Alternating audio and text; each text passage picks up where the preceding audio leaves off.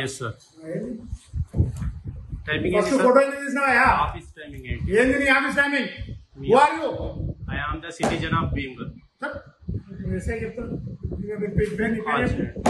గుడా సందీప్. ఇందులో ఇస్తున్నా కదా అప్లికేషన్ ఇస్తున్నా. గుడా సందీప్. మీ టైమింగ్ ఏంటి చెప్పండి sir? I am the citizen of Bhimgar. Polite గా మాట్లాడాను సార్. ఏం నేర్చుకున్నారు మీరు? 11 గంటలకు ఉంది నా దగ్గర. నువ్వెవడు నేను అడగడానికి అంటున్నా. అంతేనా? Okay right sir, thank you.